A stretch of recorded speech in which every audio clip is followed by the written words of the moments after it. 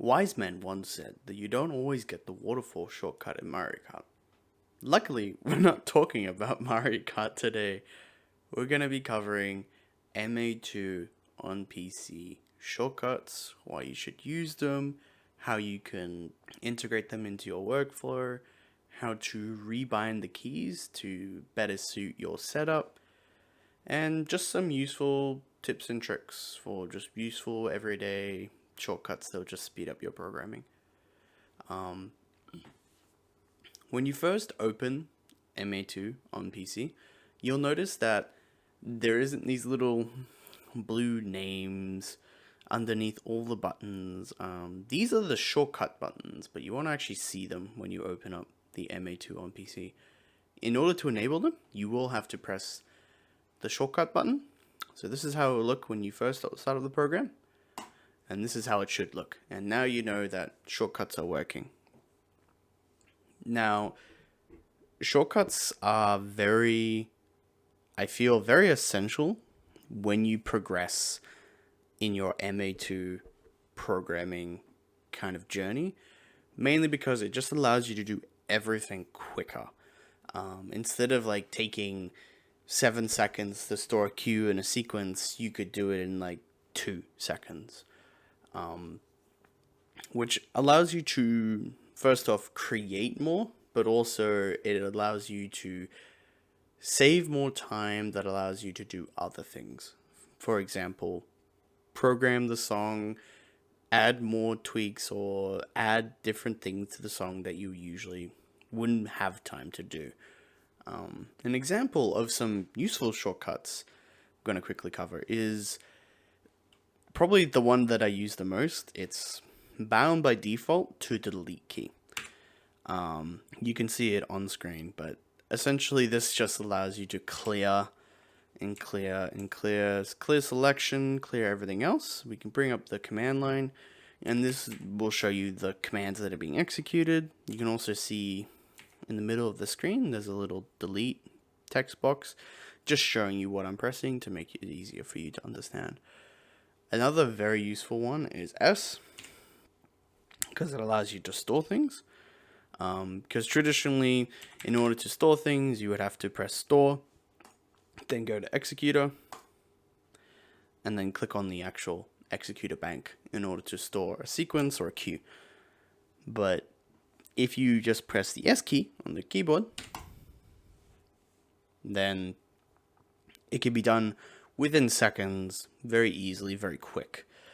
This also goes for like adding queue as well. For example, if we're just wanting to add a queue to the sequence, the traditional way to do it is that you program all your stuff, so probably 101 through to 108. We'll tell it to go at full, please, and then we can store that in. We want to store that in the second queue of the sequence. So we can press store, and then we're going to click on the sequence, and then we're going to have to press create second queue. Now that took about 10 seconds to do. I'm going to show you a quicker way. So we're just going to quickly press the undo button. A quicker way that I could see you using if you use shortcuts is that you can essentially store Q2 and it's already done. I did it within 2 seconds. And that's like really the benefit of using shortcuts versus using the traditional just pushing buttons on the screen. Now, I've told you about the benefits of using shortcuts. Now, how do you actually know what you're pressing? A quick glance, you can look at the home page and you can see all these blue text underneath all these buttons. This is the shortcut that is bound by default to all these buttons. So store is S, out is A, delete is clear, and so on and so forth. There are some modifiers in the shortcuts. So, for example, Alt. Alt is the key right of your Windows key. And if you click on it, and then, for example, if you want to bring up effects, we go Alt-E, and then that will bring up effects. Another modifier is also Control. So, for example, if we want to copy something, we can press Control C, and then that will also bring up the control command as well. And then there's also other modifiers, more advanced modifiers, where Control or C Alt, that just means Control Alt. So for example, for fix, it's Control Alt F. But you can also just press Alt Control F as well, as long as the buttons are pressed before you press the main letter key, then you should be fine. Next, we're going to see where you can see all the shortcuts. So we're going to go up to Setup. We're going to find our way to Console. Then second from the bottom, we're going to see Edit, Window, Keyboard, Shortcuts. And this is where all the shortcuts exist. For example, S is Store. So we're going to find S here. S is Store, and then the PC key is S.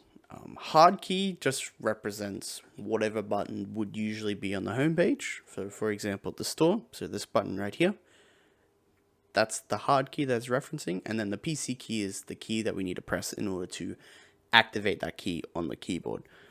But it can be S, but really, if we want it to be something else, we can just click on it, right click, and then we can change it to W. So now every time we press W, it activates the store key. And it also updates the little blue text, which is very useful. But I like the default, so we're just going to press reset the default. But this also goes for Control Access, Alt Access, and Control Alt Access as well. So there's a lot of different buttons. I recommend just quickly taking a quick peek out of some of these.